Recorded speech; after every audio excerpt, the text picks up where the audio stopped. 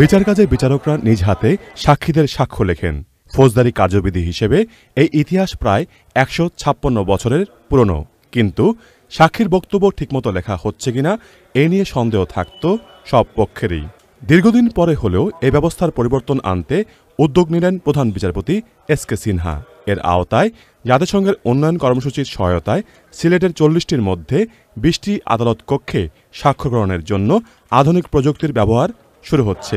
Digital এই পদ্ধতিতে সাক্ষীর বক্তব্য টাইপ করবেন কম্পিউটার অপারেটররা। বক্তব্য সঠিকভাবে লেখা হচ্ছে কিনা তা মনিটরের মাধ্যমে দেখতে পারবেন বিচারক, মামলার সাক্ষী, সাক্ষীর আইনজীবী, আসামি ও তার আইনজীবী।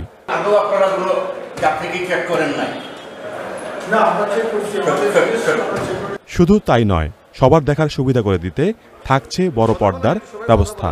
টাইপিংয়ের পাশাপাশি পুরো সাক্ষ্য গ্রহণ, রেকর্ডিংয়ের ব্যবস্থা রাখা হচ্ছে। উভয় পক্ষের আইনজীবীরা দেখতেছেন, সেটা একটা স্বচ্ছ প্রক্রিয়া, এটা সাধুবাদ পাওয়ার অত্যন্ত যোগ্য।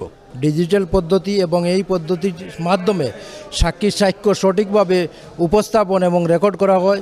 সাক্ষীর সাক্ষ্যটা লিপিবদ্ধ করা হয়, এইখানে দাঁড়িয়ে সব লোক এটা দেখবে। ইভেন অন্য অন্য সাক্ষীরা যারা বারান্দায় থাকবে তারাও কিন্তু একই সাথে এই জিনিসটা দেখে ফেলবে। পরবর্তীতে তাকে যখন প্রশ্ন করা হবে, পরবর্তী সাক্ষী একই জবাব দিয়ে দিবে, ওইটা মনিটর দেখে দেখে। আইনজীবীরা যেসব সমস্যা উল্লেখ করেছেন সে সম্পর্কে নিজের মতামত দেন সিলেটের জেলা ও দায়রা জজ। সবসময় একজন সাক্ষী যখন সাক্ষ্য প্রদান করে তখন সেই মামলা অন্যান্য যে সমস্ত সাক্ষী উপস্থিত থাকে তারা তখন কোর্টরুমের ভিতরে থাকার বা পূর্বের সাক্ষী কী বলতেছে তাহা শোনার কোনো বিধান নাই। সেই কারণে তারা যেহেতু কোর্টরুমে থাকবে না, সেহেতু তারা এটা আপনার দেখার সুযোগও নেই।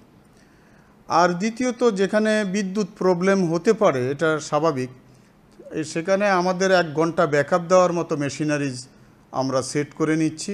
সাক্ষ্য গ্রহণের পদ্ধতি পরিবর্তনে প্রধান বিচারপতির ভূমিকা ও ডিজিটাল পদ্ধতিতে কী সুবিধা পাওয়া যাবে সে সম্পর্কেও বলেন তিনি। যত সাক্ষী আদালতে আসুক না কেন, সমস্ত সাক্ষী এই পদ্ধতিতে, এই ডিজিটালাইজেশন সিস্টেমে দ্রুতগতিতে সাক্ষ্য সমাপ্ত করা যায়। বর্তমান সিস্টেম চালু হওয়ার পর তার চেয়ে প্রায় দ্বিগুণ পরিমাণ সাক্ষী রেকর্ড করা সম্ভব হইতেছে।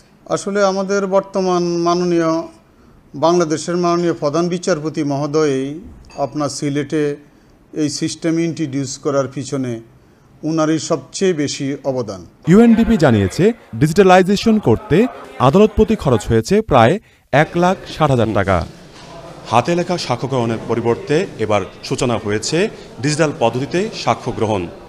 বিচার সংশ্লিষ্টরা বলছেন, এই পদ্ধতি যদি বাংলাদেশের সব আদালতে ছড়িয়ে দেওয়া হয় তাহলে মামলার জট কমানোর পাশাপাশি বিচার বিভাগেও গতিশীলতা বাড়বে বহু গুণে।